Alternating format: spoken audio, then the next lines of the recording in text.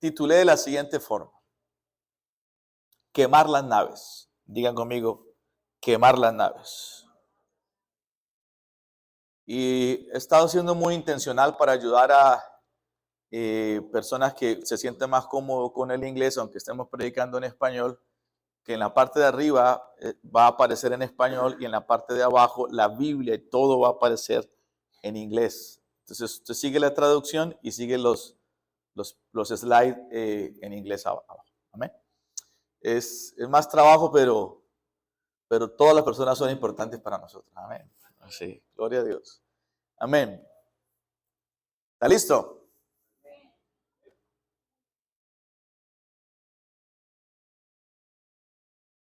¿Listo? Okay. ¿Hay alguien de Veracruz aquí?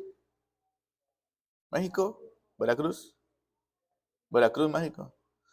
¿Dónde queda Veracruz? Veracruz. La mamá de Charlie, que nos acompaña hoy, esta semana. Qué bendición. En Veracruz dicen, algunos dicen que es una historia o una historia inventada, pero dicen que en las costas de Veracruz desembarcó un conquistador llamado Hernán Cortés. ¿Es así o no es así? En las costas de Veracruz, por los años 1500, 1519, dicen que desembarcó un español llamado Hernán Cortés, conquistador, al Nuevo Mundo. Y este llegó con ese deseo de conquistar las tierras, ¿no? Pero venía con embarcaciones, con barcos, con naves. Y dice la historia que este conquistador, para que sus hombres no tuvieran un plan B, ni regresaran o tuvieran la mentalidad de regresar o quizás ni siquiera pensar en la derrota, el hombre mandó quemar las naves. En otras palabras, vinimos para quedarnos, ganamos o morimos. Ni los mexicanos sabían eso. ¿No? La hermana que es de Veracruz, sí. ¿Sí lo sabía? Sí, sabía. ¿No? Ponga cara de que sí lo sabía, mexicano. Y entonces mandó quemar las naves y o ganamos o morimos. No hay plan B. No hay retorno. Y ahí entonces nace la expresión quemar las naves. Y esa palabra, estando esta semana, principiando la semana, fue como incrustada en mi espíritu. Quemar las naves. Es decir, si tengo un plan, voy a hacer el plan de Dios. Pero no tengo otro plan. No tengo plan B. Es muy americano tener plan B, plan C, plan D, porque eso habla de orden. Pero en las cosas de Dios, no hay plan B. Solo hay plan A. Y se hace el plan A. Es el plan de Dios. Y estamos dispuestos, yo no sé usted, pero a hacer solo sí y solo sí el plan de Dios.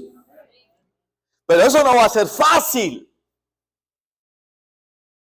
Quisiera decirle, amados, que es fácil, pero no. Muchas veces hacer el plan de Dios cuesta. Y cuesta en todos los sentidos. Espiritualmente, exige de ti. Físicamente exige de ti, porque quizás mientras todos tenemos una vida normal aquí, como todo el mundo allá afuera, pero los que hemos sido llamados por Dios, como usted y como yo, tenemos una extra milla, porque muchos terminan su día y ya, pero los que estamos sirviendo al Señor o tenemos un llamado del Señor, nos toca una extra milla. Entonces eso involucra un esfuerzo físico también. Entonces, además del espiritual, físico, financiero, porque tienes que invertir, claro, esfuerzo físico, financiero, mental, espiritual. Pero creo que necesitamos hacer solo sí, insisto, el plan de Dios. Porque en definitiva, si hacemos el plan de Dios, pues el plan de Dios siempre será lo mejor para nuestra vida. ¿Puede existir un plan mejor que el plan de Dios? Ni porque tú seas el mejor de los planeadores y de los planeadores estratégicos y todo lo demás, nunca puedes superar tu plan, mi plan, nuestro plan, al plan de Dios. Nunca puede. Nunca puede. Y finalmente, como hijos de Dios y como cristianos, necesitamos entender esto. Y es que para esta temporada hay muchos que hacemos planes. De hecho, hoy vamos a orar por planes. Aquí yo tengo planes. Quiero orar por mis planes, también por los planes suyos, planes de otras personas que nos dejaron planes. Aquí los tengo, listas. Y eso es bonito, porque se presentan ante el Señor. Pero reflexionando con esto, llego a esta conclusión, y es que mi plan debe ser el plan de Dios. Porque no soy yo el que meto a Dios en mis planes, como usualmente nos enseñan, ¿verdad? Yo escucho muchos predicadores enseñar, mete a Dios en tus planes. Y la Biblia me dice otra cosa. Suena bonito eso, mete a Dios en tus planes. Y yo estoy seguro que a usted se lo enseñaron. Pero si yo voy a la Biblia no me enseña a meter a Dios a mis planes. Por el contrario, Dios pensó en Fran, pensó en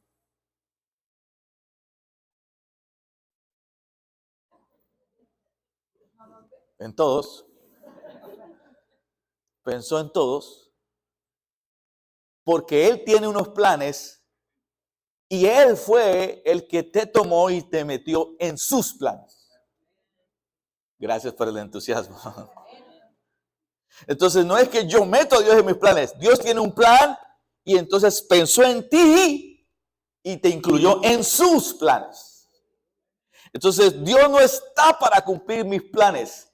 Él me llamó y te llamó para, a través de nuestra vida, hacer posible y cumplir los planes de Él. Y entonces la pregunta que uno se puede hacer, porque yo me la hago, y es, pastor, ¿y los míos? Entonces, ¿qué va a pasar con los míos? Mejor era en el mundo que si trabajaba para los míos. No, al contrario, haciendo la agenda de Dios y los planes de Dios, Dios se ocupará de los tuyos. ¡Qué negocio! No hay mejor negocio. Porque si tú metes a Dios en los tuyos, entonces es Dios trabajando para los tuyos. Pero es Dios el que te metió a ti. Y tú trabajando para los planes de Dios, los tuyos, todo está solucionado. Dígame amén a eso. Y quemar las barcas es definitivamente y absolutamente entender que no hay plan B. Solo hay un plan y es el plan de Dios. Para tu vida, el plan A. El plan A. Tenemos que ser como Cortés. Quemar las barcas para que no haya esa sensación de regresar. ¿No? Y voy a la Biblia. Vamos a leer la palabra, porque algunos están diciendo, pastor, suelte Biblia, suelte Biblia, suelte Biblia. Lucas 9:62. Lucas 9:62. Un solo texto, pero mire la riqueza. Lucas 9:62. Esto que está diciendo Jesús es quemar las barcas. Lo leo. Y Jesús les dijo. ¿En qué contexto está diciendo Jesús esto? Le está diciendo a gente que quería seguirlo. Que quería seguirlo. Por sus milagros. Porque imagínense ese hombre. Por supuesto, entendemos que era Jesús, pero imagínense lo que Jesús podía proyectar, sanando gente, resucitando muertos, multiplicando panes y peces. Yo quiero estar ahí. Yo quiero estar al lado de alguien así. Y entonces, yo te voy a seguir. ¿Por qué? Porque eres increíble. ¡Wow! Y entonces Jesús, cuando ve que hay una multitud que le sigue, le dice lo siguiente: quemar las naves. Pero se lo dice de la siguiente forma: ninguno. ¿Cuántos? ¿Hay quien queda por fuera? Nadie, ¿verdad? Ninguno. Ninguno que poniendo su mano en el arado mira hacia atrás es apto para el reino de Dios. ¿Cuántos? Ninguno. Es decir, para Jesús, el que lo sigue quemó las barcas.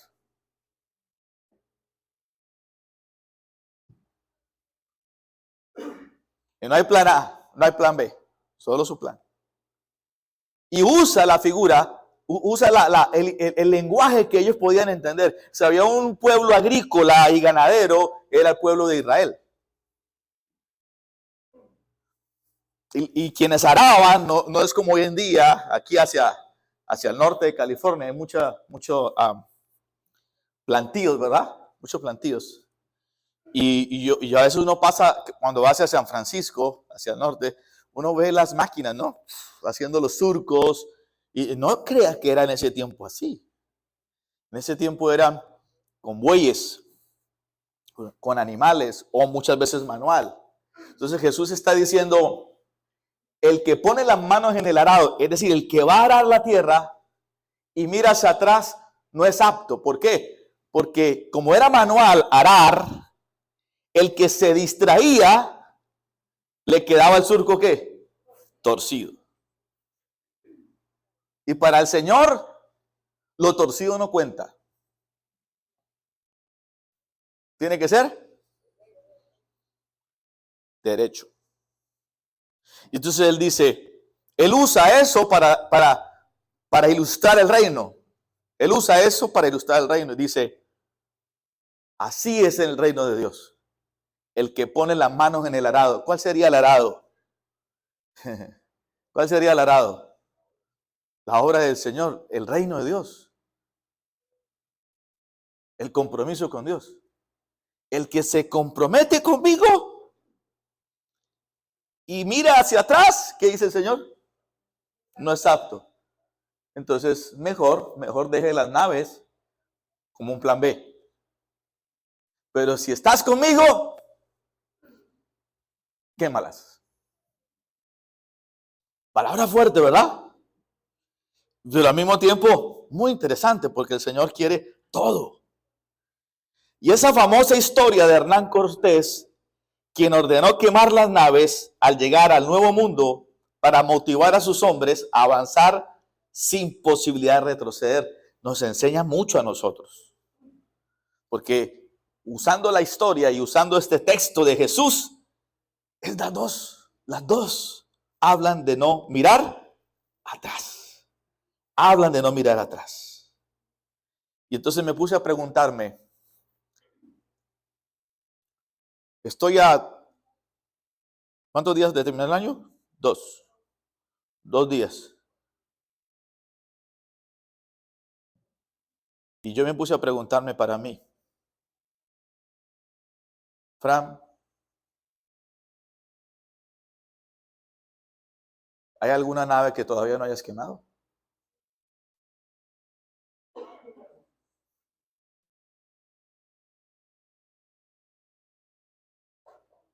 Y hoy el Señor te pregunta, ¿tienes alguna navecita por ahí todavía? Como plan B. Están aquí, se fueron.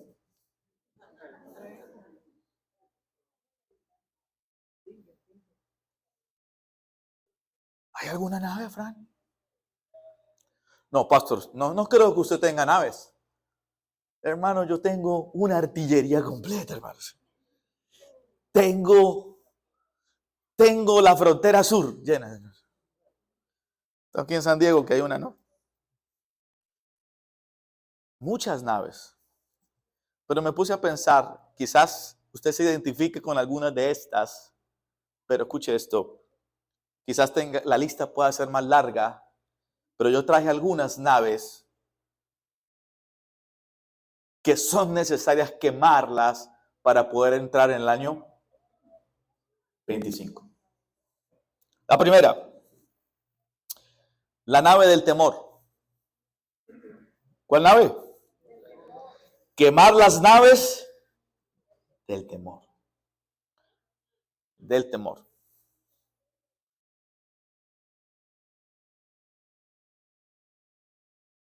Hay mucha gente con temor.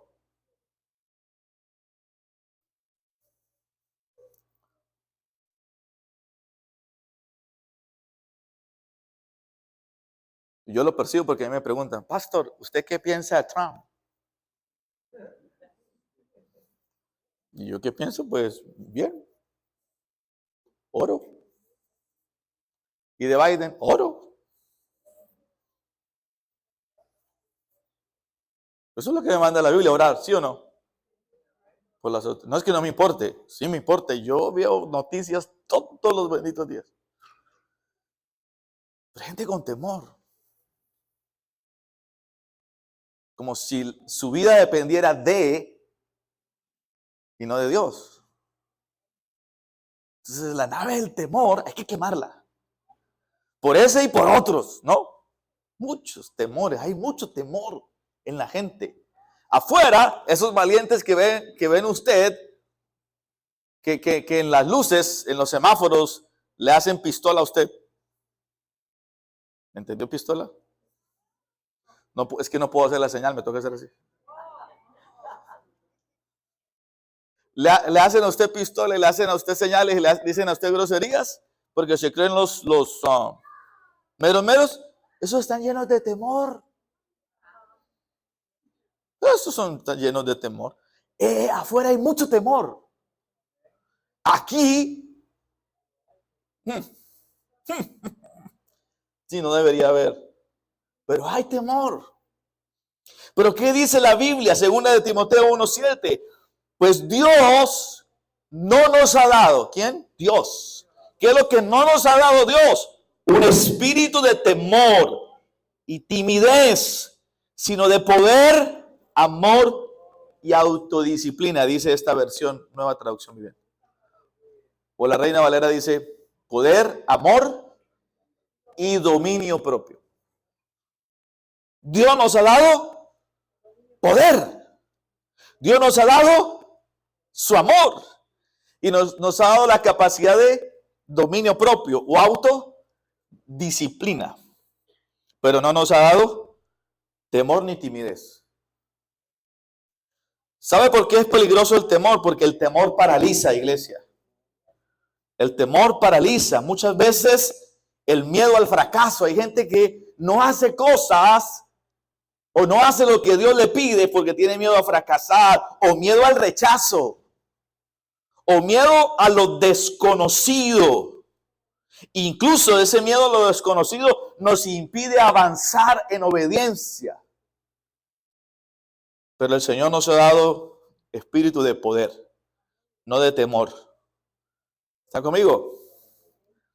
Diga conmigo, Dios, métale ganas a eso. Dios me ha dado espíritu de poder, de amor y de dominio propio. Diga, no temor, no timidez o cobardía.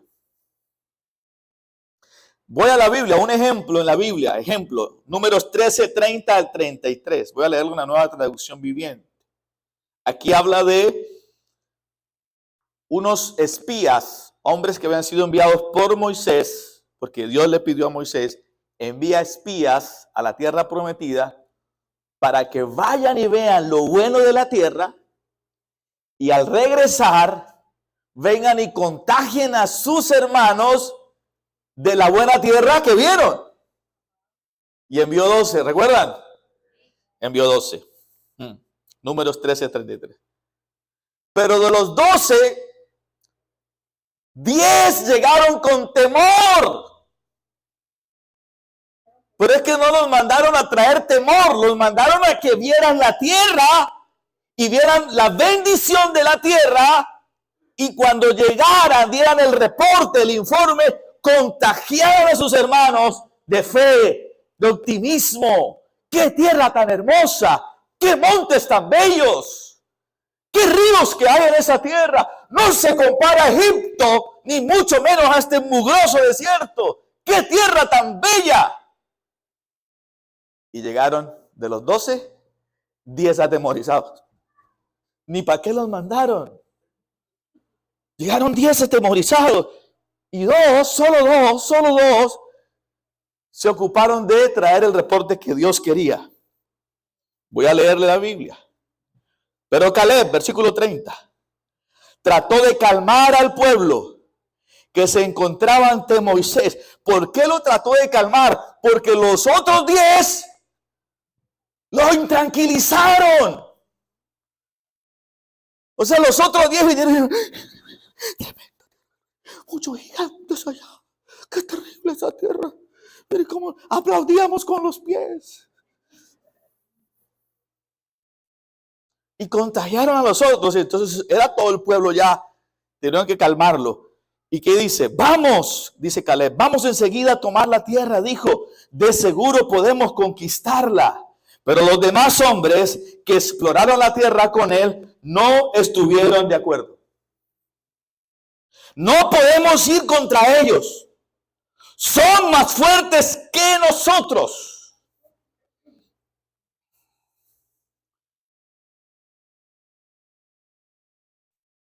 Yo le hago una pregunta. ¿Era cierto ese reporte o no? ¿Sí era cierto o no era cierto?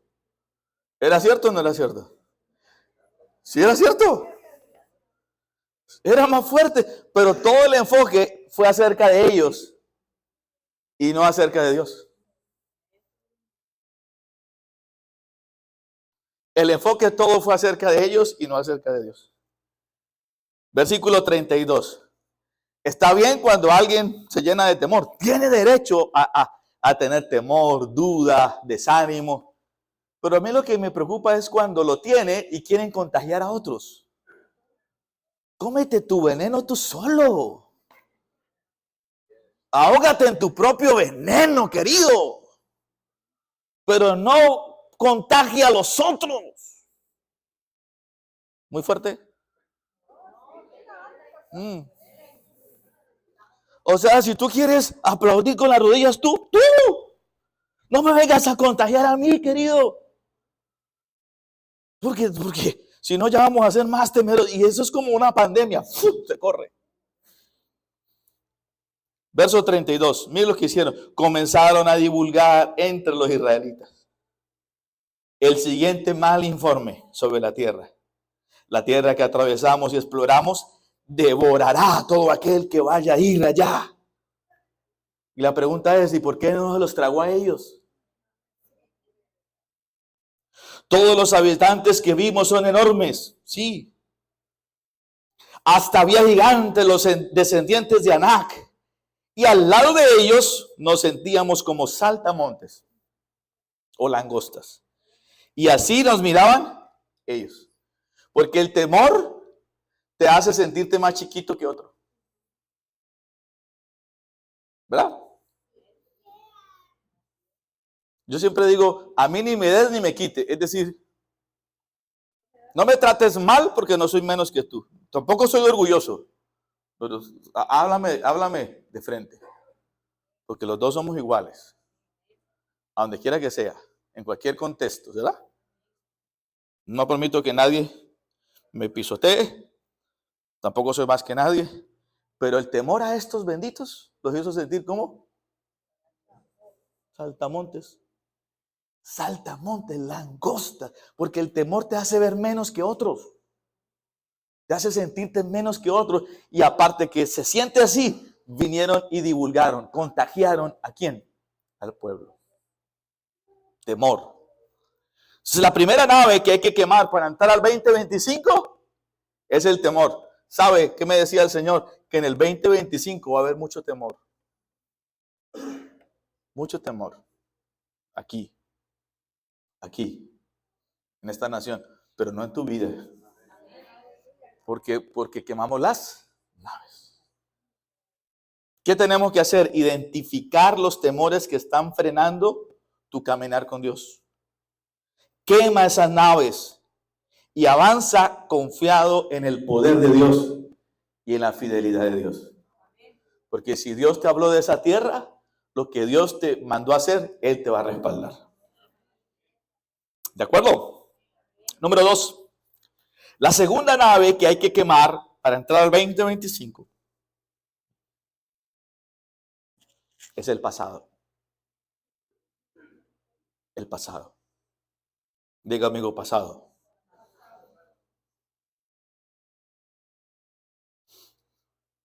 Esta es otra nave peligrosa. Si no la quemamos, vamos a tener el vacío siempre de comparar. Y eso es parte de la naturaleza humana, ¿verdad? Eso es como el que tiene una relación nueva porque tuvo un anterior matrimonio, una anterior novia o novio, en el caso de la mujer.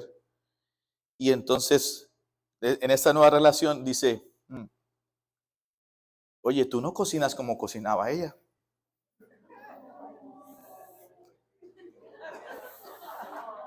¿Les gusta, mujeres?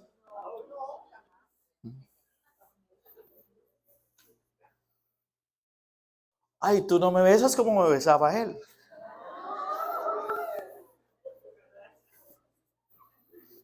Sí. ¿Verdad que nos molesta? Es exactamente lo que hacemos con Dios.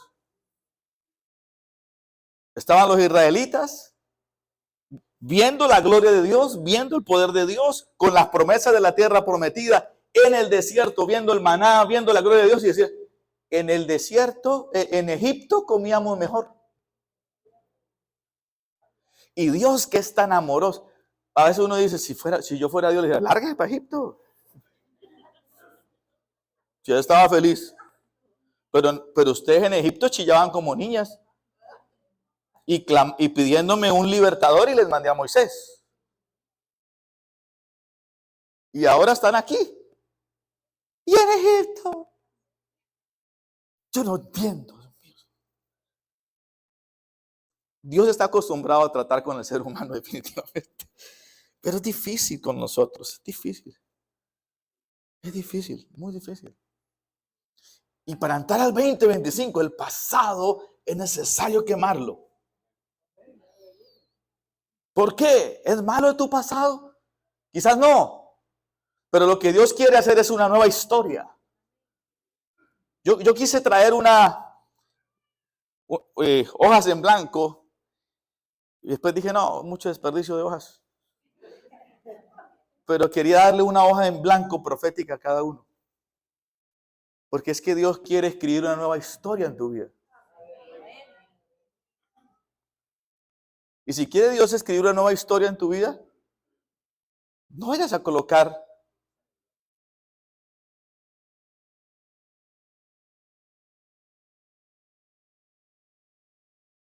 los tachones del pasado. Deja que Dios escriba una nueva historia. Filipenses 3:12, Biblia. Hermanos, no pienso yo mismo que lo haya logrado. Más bien una cosa hago. ¿Cuántas? Mira, hermanos, si no va a hacer nada en el año que viene, haga por lo menos esta, por Dios. Por Dios, solo haga esta y le va a ir bien. Una cosa hago. ¿Cuál? Olvidando lo que queda atrás y esforzándome por alcanzar lo que está delante. Porque ahora, por estar pensando en el atrás, entonces Lo que está delante de ti exige mucha fuerza, enfoque, fuerza, dedicación, disciplina, dominio propio. Pero el enfocarse en el pasado desgasta.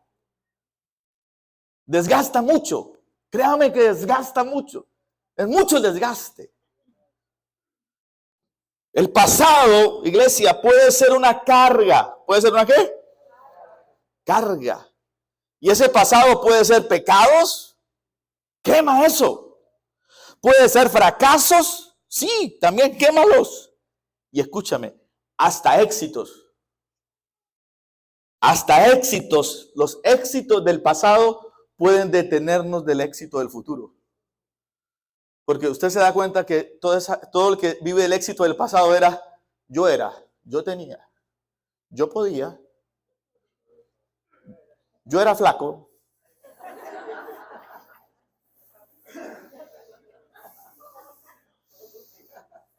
Eras papá, pero acepta la realidad, hijo.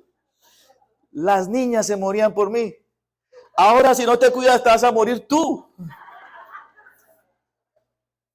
¿Me sigue? O sea, no puedes del éxito del pasado detenerte, porque el éxito del futuro, si Dios hizo eso en el pasado, ¿qué no puede hacer en el futuro? Y entonces detiene eso. Eso es lo que me hablaba el Señor. Ejemplo bíblico, Pedro. ¿Recuerdan a Pedro? Pedro tuvo que dejar atrás la culpa de su negación para cumplir su llamado. Juan 21, 15 al 17.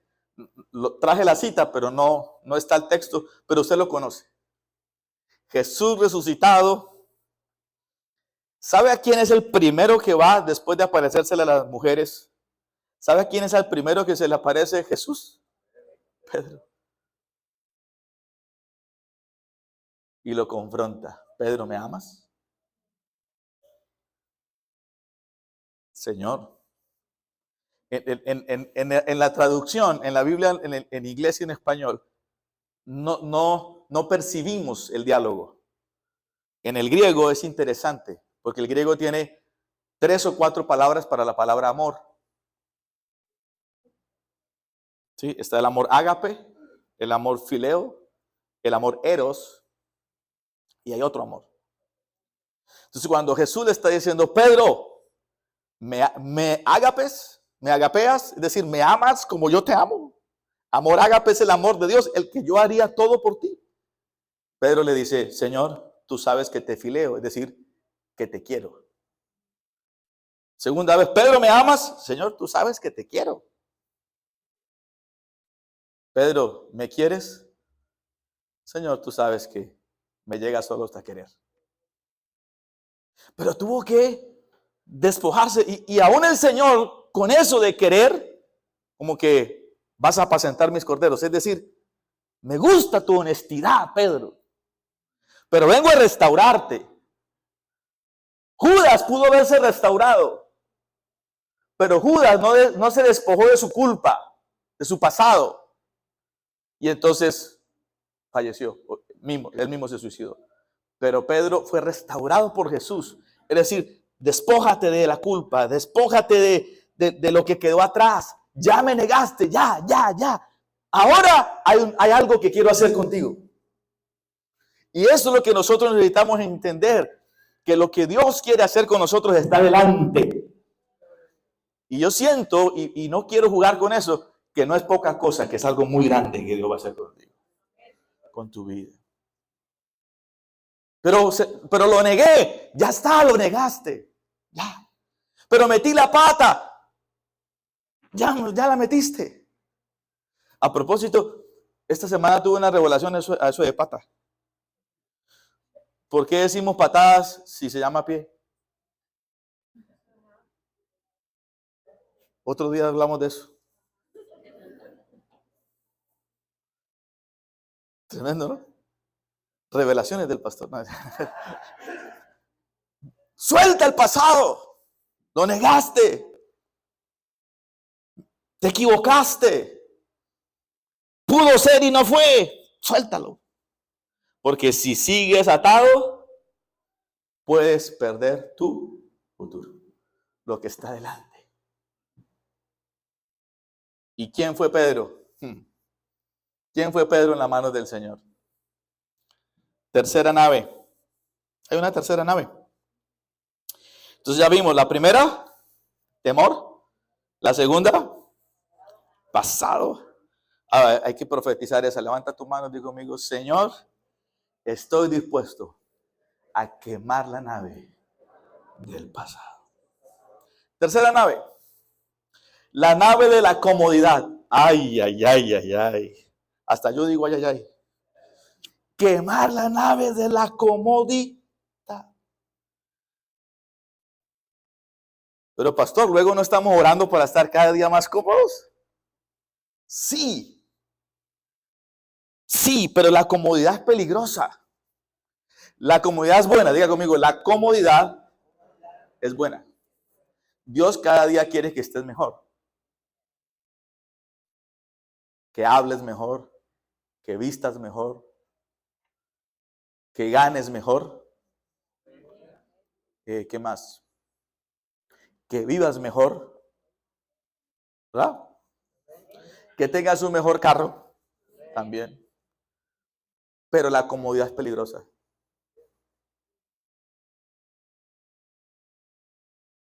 Porque si Dios empieza a darme todo eso y ahora eso es mi centro, entonces la comodidad empieza a jugarme peligro. Por eso hay gente que, como Dios los ama tanto, dice, mejor no les doy nada.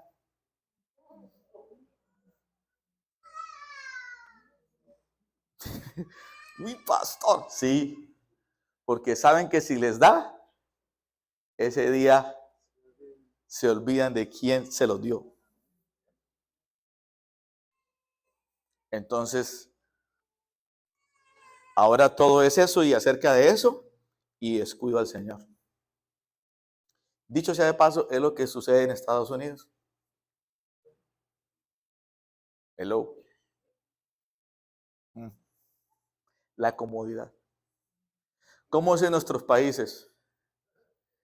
Hay gente que come hoy y no sabe qué va a comer mañana. Y la falta de saber qué no va a comer mañana hace que el domingo estés aquí tirado en el altar diciendo, ay, el pan nuestro de cada día. Oh. ¿Cómo es en nuestros países? Aquí tenemos una lista. Me cayó mal ese jefe. Tengo 5 jefes más. Y que me están rogando para que vaya. Pero allá toca aguantarse al jefecito. Y muchas veces que lo humille y que lo trate mal y entonces tú lo ves buscando al Señor en la oración de la madrugada. Señor, necesito un trabajo. Si no me das un trabajo, Señor, ¿cómo voy a sacar a mi familia? ¿Cómo voy a pagar el préstamo? ¿Cómo voy a pagar el mortgage? ¿Cómo voy a pagar? Porque es así. Yo recuerdo cuando era niño que fue cuando más creció la iglesia en Colombia. Si hay algún colombiano acá. ¿Por qué fue cuando más creció la iglesia en Colombia? Porque literalmente cada día que uno salía a la calle y regresaba a la casa era un milagro. Porque llegaba a la casa y decía, gracias a Dios una bala no me alcanzó. Gracias a Dios una bomba no explotó. Hubo días así en Colombia. Y esos días, esos años del 80, esas movies que usted se ve, las vivimos nosotros. Y literalmente era así, una zozobra global en todo el país. Entonces tú salías y mira, ahí yo vi al más ateo ser cristiano. Por Dios. Todo el mundo era consagrado. ¿Por qué? Porque no sabías si te ibas a encontrar una bomba en la esquina.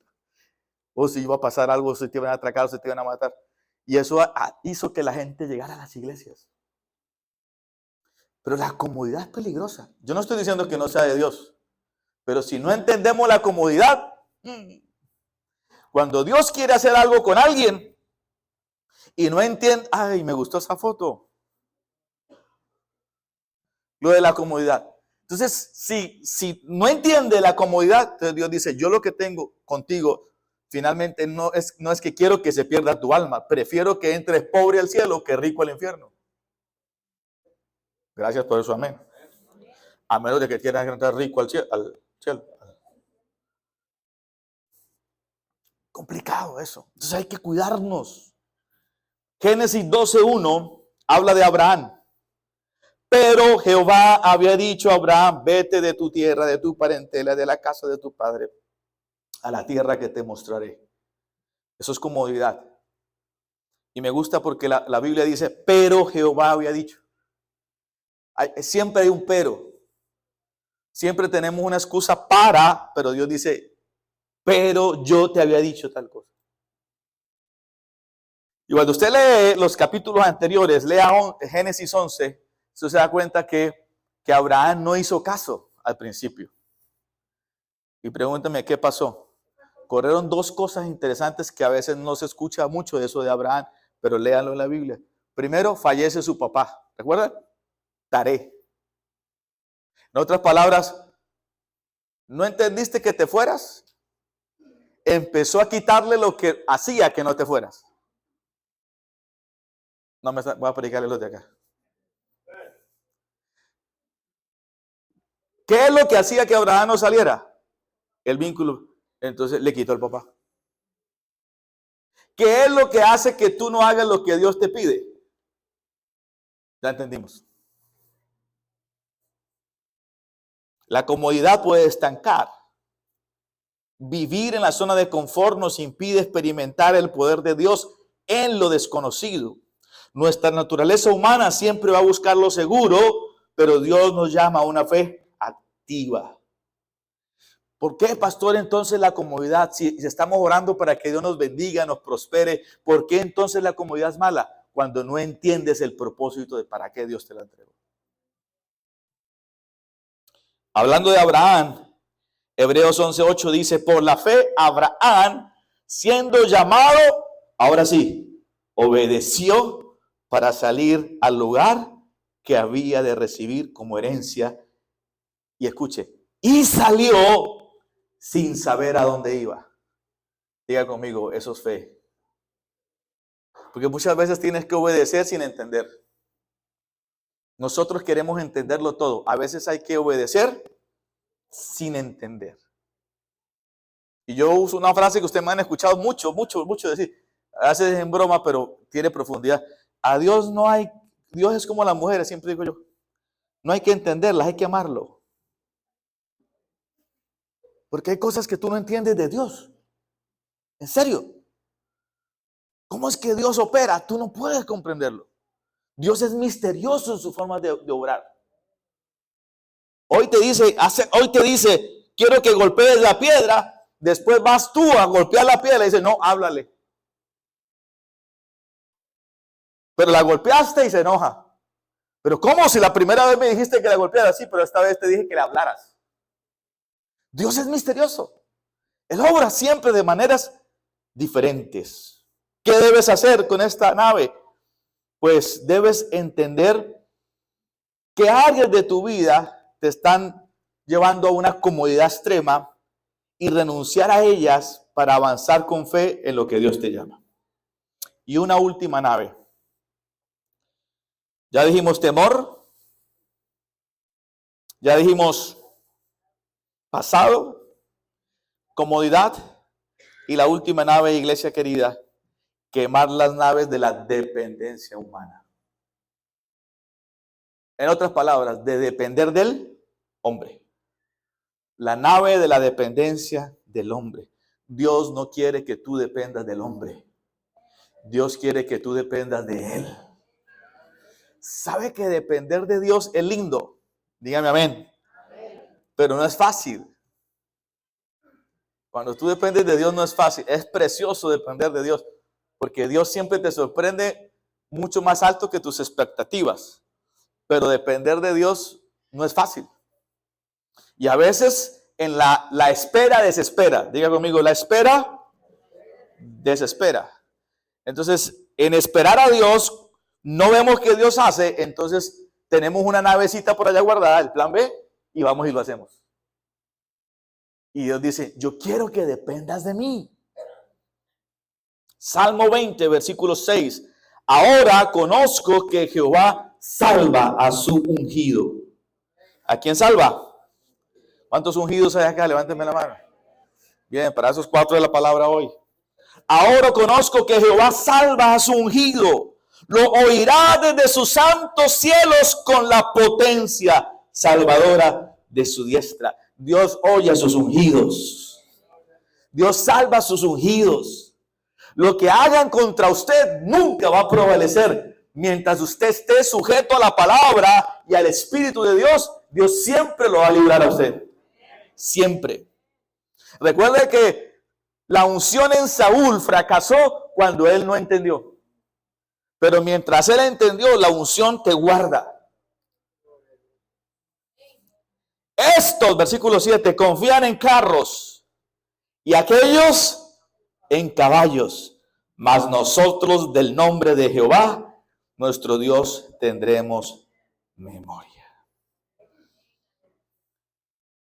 Confiar en nuestras propias fuerzas o en otros, escuche esto, dependencia humana, no del hombre, y el hombre incluye a ti mismo. Confiar en nuestras propias fuerzas o en otros nos limita de experimentar el poder sobrenatural de Dios. Ejemplo bíblico rápido. Gedeón, diga conmigo, Gedeón. Jueces capítulo 7, ¿lo recuerda? Jueces 7, 2 al 7. Interesante historia, solo la voy a leer porque leyéndola se explica sola. Entonces el Señor le dijo a Gedeón: tienes demasiados guerreros contigo. Porque Dios le había pedido a Gedeón: vaya y pelee contra los amalecitas. Y Gedeón, como buen rey, era juez en aquel momento, el equivalente a rey. ¿Qué hizo? Pues yo voy a ir a vencerlos. Y se armó de los que más pudo. De todos los hombres. Mandatorio. Ley marcial. Todos los hombres van a la guerra conmigo. Porque quería confiar en los hombres.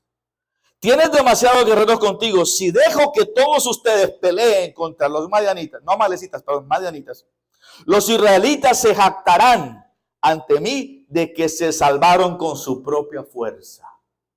Por lo tanto, dile al pueblo, a todo aquel que le falte la valentía o tenga miedo, que abandone este monte y se vaya a su casa. Es decir, que se vaya en la nave que no quemó.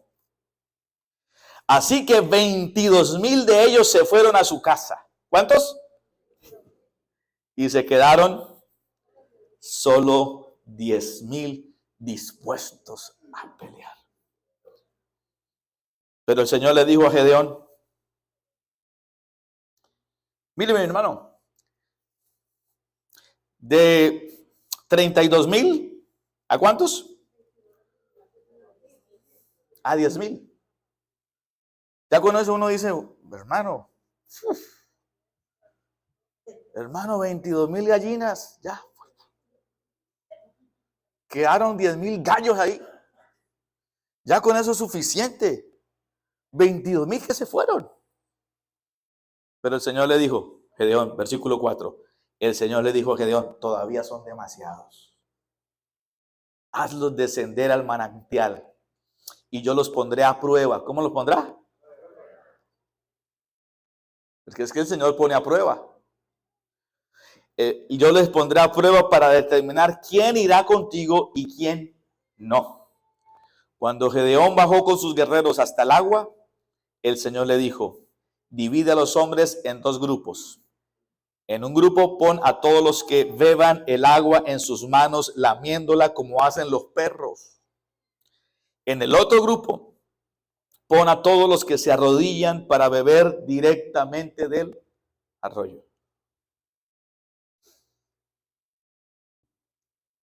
O sea, 5,000 hicieron esto. Ahora, cuando dice que los probó, ¿no? Me imagino que los puso a correr, a dar vueltas. Y ya cuando estaban bien sedientos, ¿se ha tenido esa sed que usted dice: si no tomo agua, pasa algo?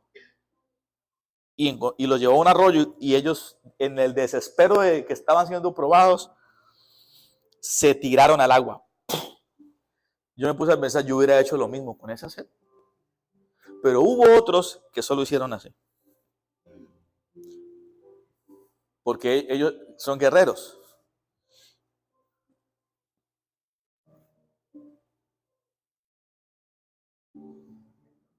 O sea, saben que están en guerra. Pero los otros se tiraron de rodillas. ¿A cuántas cosas nos le arrodillamos y no a Dios?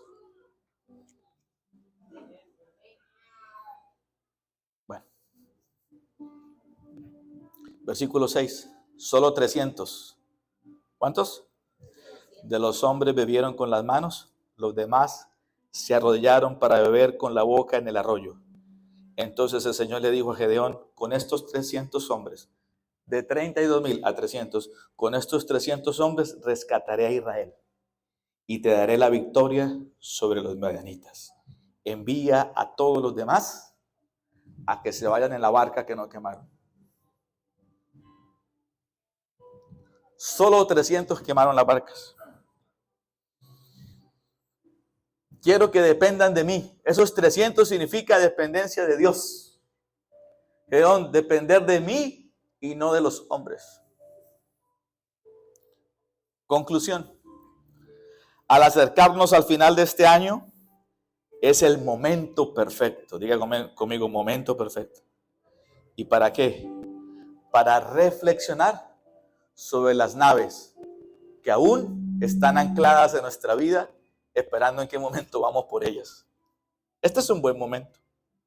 Y la pregunta final es, ¿qué naves necesitas quemar hoy para entrar en este nuevo año en libertad y obediencia total? Colócate de pie, por favor. ¿Qué naves necesitas quemar hoy? ¿Cuándo? Hoy. No se lleve esas naves para el año nuevo. ¿Qué naves necesitas quemar hoy para entrar en este nuevo año en libertad y obediencia total? Yo comencé la predicación diciendo que estoy dispuesto a hacer solo el plan de Dios. No va a ser fácil, pero estoy dispuesto. Pero eso exige quemar las naves. ¿Estás dispuesto? ¿Está dispuesto? ¿Seguro que seguro? Ahí en pantalla, diga conmigo esto. Pero hágalo fuerte, muy fuerte, muy fuerte. Si usted está dispuesto a quemar las naves. Si no, este es un buen mensaje, qué bueno que lo admire, pero la palabra no era para ti. Pero si estás dispuesto a quemar las naves, di conmigo. Hoy, Dios me llama a entrar en el nuevo año. Sin temor, sin peso del pasado, sin comodidad que me detenga y con total dependencia en su poder. ¿De acuerdo? Diga conmigo, es tiempo de quemar las naves y avanzar hacia lo que Él tiene preparado para mí.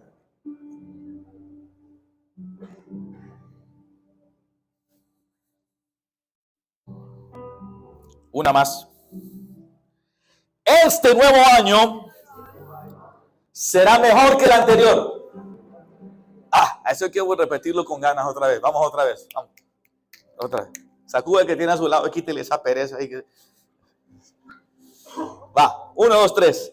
Este nuevo año será mejor que el anterior, porque mi compromiso con Dios será más profundo. Mi fe será más osada y su propósito será más claro. Que este nuevo año sea uno de avances, conquistas y milagros. Todo para la gloria de Dios. Dale el mejor aplauso al Señor. Dale el mejor aplauso. ¡Aleluya! Alguien que cree esa palabra por Dios, dígame, yo lo recibo, lo creo. Alguien necesita quemar sus naves hoy. La nave del temor, la nave de la dependencia del hombre, la nave del pasado, o cualquier otra nave que no haya sido nombrada, pero necesitas quemarlas. Solo el plan de Dios, solo el plan de Dios, solo el plan de Dios. Se cataramos. Vamos con sus ojos cerrados y su mano en alto, cantando, adorando, exaltando al Rey de Gloria.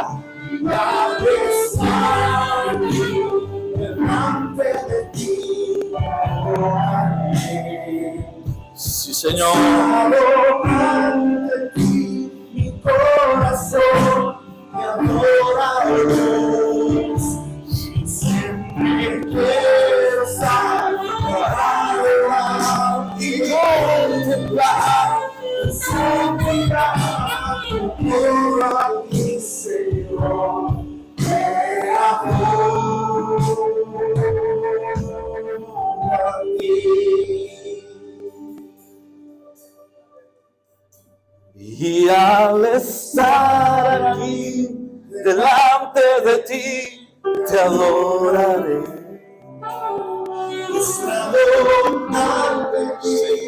Mi corazón te adora, Dios, y cerca quiero estar para adorar y contemplar tu santidad. Y te adoro a ti, Señor, te adoro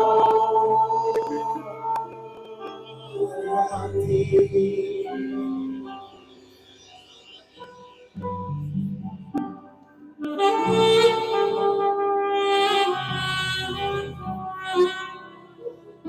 Sharama Katarabas.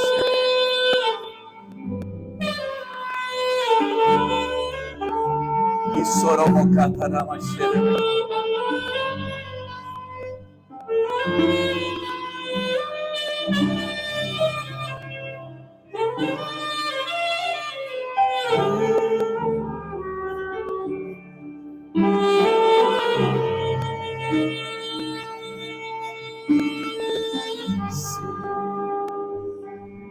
Aquí está un ejército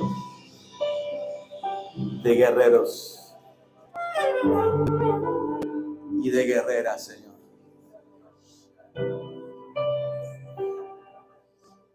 Sí, es lo que somos.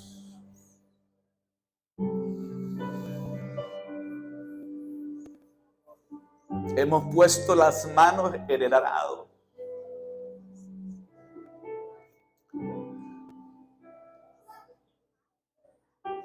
Quizás al principio no lo entendimos, o cuando las pusimos en el arado, las manos, no comprendíamos del todo lo que estábamos haciendo. Pero pusimos nuestras manos en el arado.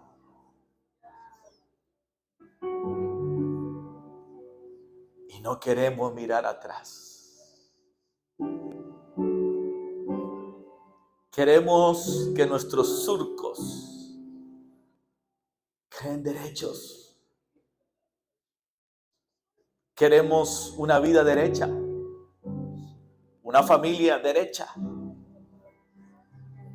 una vida espiritual derecha. No queremos ningún surco torcido en nuestra vida, Señor.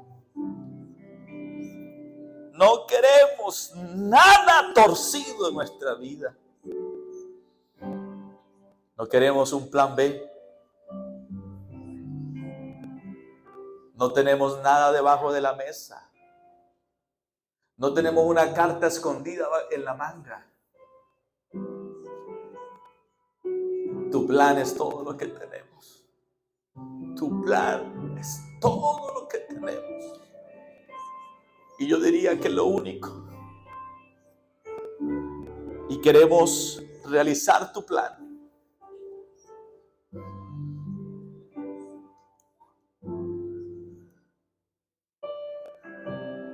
Y eso exige de nosotros quemar las barcas. No es Dios el que las va a quemar por nosotros. Somos nosotros los que debemos tener el valor. No sé si fábula, historia inventada o una realidad, pero debemos tener el valor que tuvo aquel hombre en el año 1519 de decirle a sus hombres: llegamos a conquistar el nuevo mundo y no retrocederemos.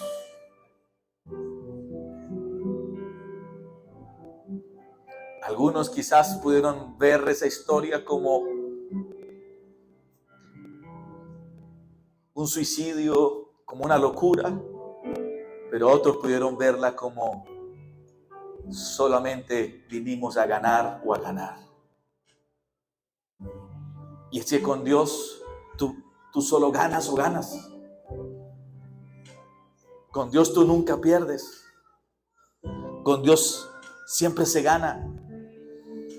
Eres el ungido y la ungida de Dios siempre salvará y peleará por ti. Por eso hoy quemamos las naves del temor. Porque en nuestra vida, en el 2025, en tu vida y en mi vida, no sucederá nada que Dios no lo permita.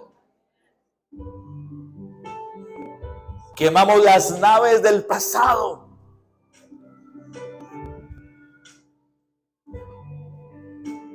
Nos llenamos de valor para quemar las naves de la dependencia humana. Porque queremos depender no del hombre, no de nosotros, no de otros, ni de nosotros, sino solo de ti, Señor. Depender de Dios. Soy parte de los 300. Tú y yo somos parte de los 300. Que no nos arrodillamos ante nadie, sino ante Dios, no ante las aguas, sino ante Dios.